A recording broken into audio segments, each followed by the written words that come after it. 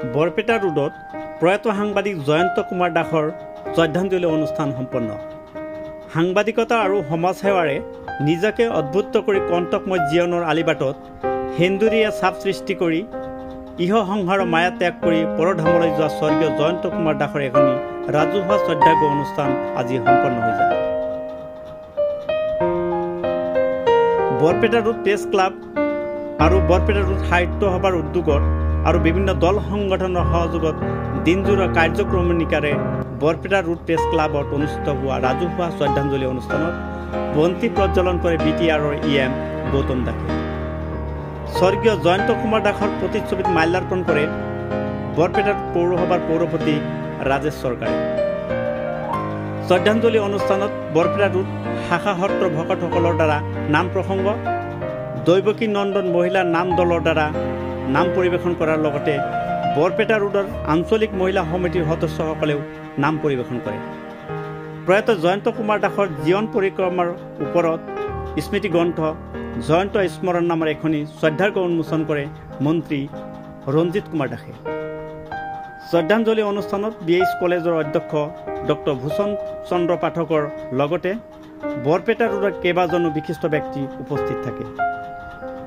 বৰপেটা ৰোডৰ পৰা সৰোৱাৰ আলমৰ সহযোগত হাউলিৰ পৰা দিদাৰ হুছেইনৰ ৰিপৰ্ট কি সংবাদ।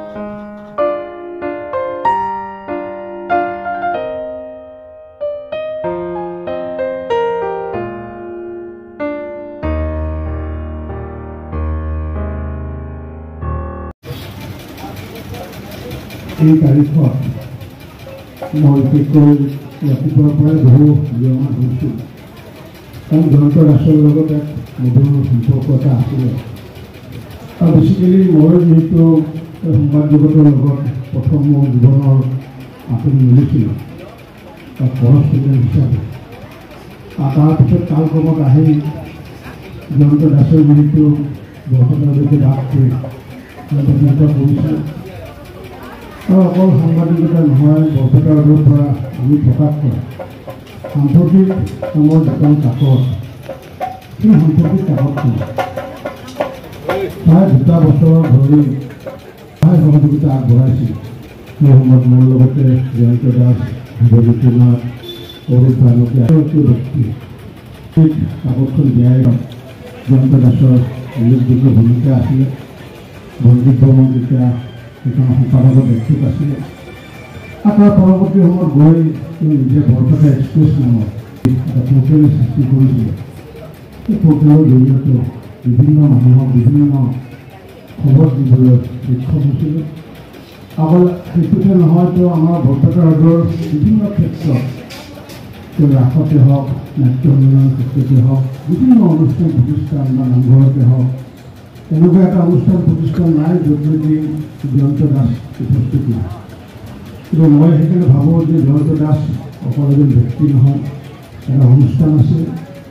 আৰু জয়ন্ত দাসৰ জন্ম যদিও বৰপেটা অঞ্চলত, কিন্তু কৰ্মক্ষেত্ৰত তেওঁ চিনাকি ধৰিবলৈ সক্ষম হৈছিলে তেওঁ নিজৰ কৰ্মক্ষেত্ৰৰ জৰিয়তে।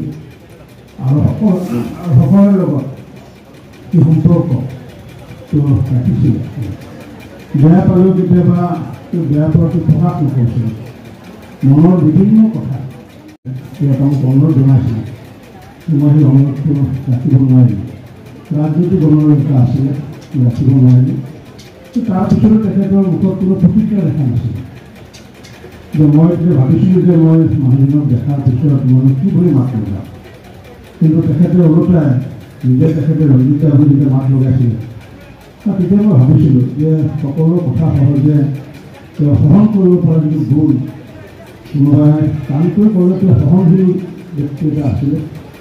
আৰু এই ব্যক্তিগৰাকীয়ে তেওঁ নিজে টেক্সটাইলৰ লগত জড়িত হৈছিলে, টেক্সটাইলৰ উদ্যোগো খুলিছিলে, এটা ব্ৰেণ্ড, এটা বিশেষ ব্ৰেণ্ড এটা স্থাপন কৰিছিলে।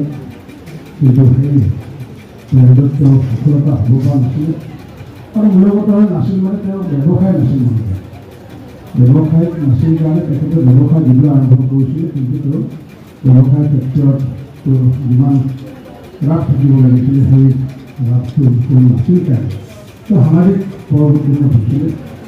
এইগৰাকী ব্যক্তি মৃত্যুৰ প্ৰাক মুহূৰ্তত এইবাৰো মই লগ পাইছোঁ। মই পাঠশালাৰ ঘৰতে তেওঁ গৈছিলে, যেতিয়া তেওঁ অসম বিহু হৈছিলে। আৰু এনেকুৱাকৈ প্ৰতিটো খবৰ ৰাখিছিলোঁ, ঘৰতো আহি খবৰ ৰাখিছিলোঁ। কিন্তু এইবোৰৰ ওপৰত তেওঁ আছিলে বৰপেটা জিলা সাহিত্য বা সাধাৰণ সম্পাদক নাথাকিব। মই প্ৰায় এমাহ আগতে পাঠশালাৰ এখন সভাত, অনানুষ্ঠানিক সভাত মই মনৰ পৰাই বিদায় দিছিলোঁ, কাৰণ তেওঁ মনত বহুত কষ্ট পাই আছিলে। গতিকে এগৰাকী ব্যক্তি যিকেইদিন আমাৰ লগত আছিলে, সকলোৰে প্ৰতি সম্পৰ্ক জাতি ধৰ্ম বৰ্ণ নিৰ্বিশেষে, পুনৰ কৈছোঁ জাতি ধৰ্ম বৰ্ণ নিৰ্বিশেষে সকলোৰে লগত এটা সুসম্পৰ্ক গঢ়ি উঠা অন্তদাস আছে আমাৰ মাজত নাই। গতিকে আমি তেওঁৰ আত্মাশ্ৰীৰভাৱে কামনা কৰিছোঁ আৰু সশব্দত পৰিয়াল বৰ্গক মই সমৰ্থন জনাইছোঁ। তেওঁৰ পুত্ৰ আমাৰ লগতে আছে। মই এইটোৱে কথা দিব বিচাৰিছোঁ, জয়ন্ত দাসৰ লগত আমাৰ যি সম্পৰ্ক আছিলে, সেই সম্পৰ্ক পৰিয়ালৰ লগত আগন্তুক য'ত থাকিব। কেতিয়াবা কিবা অসুবিধা হ'লে আমাক যাতে জনায়, প্ৰেছ ক্লাবক যাতে জনায়, আৰু প্ৰেছ ক্লাবে এই কাৰ্যসূচীটো আয়োজন কৰাৰ বাবে মই ধন্যবাদ জনাইছোঁ। যে এটা কৃতজ্ঞ যে প্ৰেছ ক্লাবৰ সদস্য হৈ কৃতজ্ঞ এটা ব্যক্তি তারা একটি প্রমাণ দিয়ে এই অনুষ্ঠানটি আয়োজন করি। আর যার কারণে যেহেতু উপস্থিত হই, এইখন জয়ন্ত স্মরণ নামৰ স্মৰণিকাখন আনুষ্ঠানিকভাৱে অনুষ্ঠানটো আমি ঘোষণা কৰিলোঁ।